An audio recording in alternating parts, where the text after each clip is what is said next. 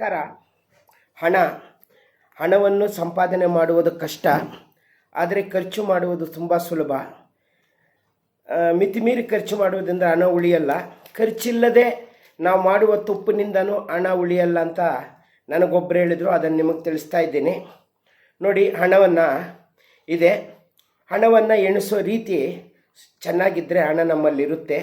ಹಣ ಎಣಿಸೋ ರೀತಿ ತಪ್ಪಾದರೂ ನಮ್ಮಿಂದ ಲಕ್ಷ್ಮಿ ಓಡುತ್ತೆ ಅನ್ನೋದಕ್ಕೆ ನಾನು ಒಂದು ನಿದರ್ಶನ ಕೊಡ್ತೀನಿ. ನೋಡಿ, ಹಣವನ್ನು ಎಣಿಸುವಾಗ ನಾವೆಲ್ಲರೂ ಏನು ಮಾಡ್ತೀರಿ, ಈ ಥರ ಎಣಿಸ್ತೀವಿ.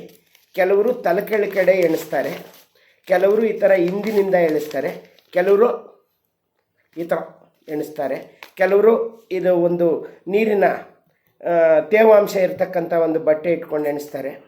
ಇದೆಲ್ಲವೂ ತಪ್ಪು.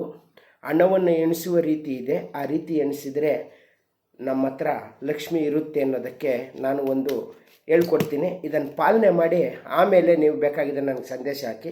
ಹಣವನ್ನು ನೋಡಿ, ಈ ಥರ ಇದು ಎಣಿಸೋ ರೀತಿ ಎಲ್ಲರೂ ಎಣಿಸೋದು ತಲೆ ಮೇಲೆ ಇರುತ್ತೆ, ಗಾಂಧಿ ತಾತನ ತಲೆ ಮೇಲೆ ಇರುತ್ತೆ. ಕೆಲವರು ಈ ಥರ ಎಣಿಸ್ತಾರೆ, ಕೆಲವರು ಹಿಂದಿನಿಂದ ಎಣಿಸ್ತಾರೆ. ಬ್ಯಾಂಕ್ಗಳಲ್ಲೆಲ್ಲ ಒಂದೇ ಸಾರಿ 4-5 ಎಣಿಸ್ತಾರೆ. ಅದು ಹಣದ ಕಾಸಿನ ಸಂಸ್ಥೆ, ಅವ್ರದ್ದಲ್ಲ, ಅದು ಸಾರ್ವಜನಿಕರ ಸಂಸ್ಥೆ, ಬರುತ್ತೆ ಹೋಗುತ್ತೆ.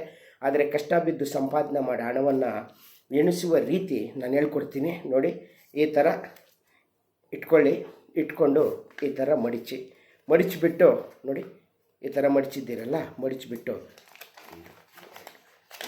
ನಮ್ಮ ಕಡೆ ಈ 500 ಇದೆ, ನಾನು 500 ಇಟ್ಕೊಂಡಿದ್ದೀನಿ. 100, 500, 10, 5 ಎಲ್ಲ ಹಣನೇ. ಸಂಪಾದನೆ ಮಾಡಿದ್ರೆ ಹಣ ಬರೋದು. ಈ ಥರ ಇಟ್ಕೊಳ್ಳಿ. ಈ ತಲೆ ಮೇಲಕ್ಕೆ ಈ ಕೆಳಗಿನ ಭಾಗವನ್ನು ಮಡಿಚಿಬಿಟ್ಟು ಈ ಥರ ಮಾಡಿಬಿಟ್ಟು ಎಡಗೈಯಲ್ಲಿ ಇಟ್ಕೊಳ್ತೀರಲ್ವ, ಬಲಗೈಯಲ್ಲಿ ಇಡೋರು, ಅಭ್ಯಾಸ ಇರೋರು 1, 2, 3, 4, 5, 6 ಅಂತ ಹಣ ನಮ್ಮ ಕಡೆ ಬರುವ ಹಾಗೆ ಎಣಿಸಿ ಯಾರಿಗಾದರೂ ಕೊಡಿ. ಇಲ್ಲಾಂದರೆ ಯಾರಾದರೂ ತಗೊಳ್ಳೋರ ಹತ್ರನೂ ಅವ್ರಿಗೂ ಹೇಳಿ ನನಗೆ ಕೊಡೋ ಥರ ಎಣಿಸ್ಕೊಡಿ ಅಂತ ಇರಿ. ಹಣವನ್ನು ನಮ್ಮ ಕಡೆ ಎಣಿಸಿ ಕೊಟ್ಟರೆ ನಮ್ಮ ಬಳಿಯೇ ಸುಸೂತ್ರವಾಗಿ ಬರುತ್ತೆ, ಹಾಗೂ ನಮ್ಮಲ್ಲೇ ಉಳ್ಕೊಳ್ಳುತ್ತೆ. ಮಿತವಾಗಿ ಹೋಗದೆ ಎಷ್ಟು ಬೇಕು ಅಷ್ಟೊತ್ತು ಮಾತ್ರ ಖರ್ಚಾಗುತ್ತೆ ಅನ್ನೋದಕ್ಕೆ ಈ ಥರ ಎಣಿಸೋದು ಒಂದು ಪದ್ಧತಿ, ನಿಯಮಿತವಾದಂಥ ಪದ್ಧತಿ ಅಂತ ನನಗೆ ಒಂದು ಗ್ರಂಥದಲ್ಲಿ ಮತ್ತು ನಮ್ಮ ಗುರುಗಳು ಹೇಳಿದರು. ಅದನ್ನು ನಾನು ತಿಳಿಸ್ತಾ ಇದ್ದೀನಿ. ದಯವಿಟ್ಟು ಇಂದಿನಿಂದನೇ ಪ್ರಾರಂಭ ಮಾಡಿ ಈ ಥರ ಎಣಿಸಿ. ಸರಿಯಾಗಿದ್ದರೆ ದಯವಿಟ್ಟು ಎಲ್ಲರಿಗೂ ಹಣ ಯಾವತ್ತೂ ನಾವು ಸಂಪಾದನೆ ಮಾಡಬೇಕೇ ಹೊರತು ಹಣದ ಹಿಂದೆ ಯಾರು ನಾವು ಹೋಗಬಾರ್ದು. ನಮ್ಮ ಬೆವರಿನ ಕಷ್ಟದಿಂದ ಹಣನ ನಾವು ದುಡಿದ್ರೆ ಆ ಹಣ ನಮ್ಮಲ್ಲೇ ಇರುತ್ತೆ.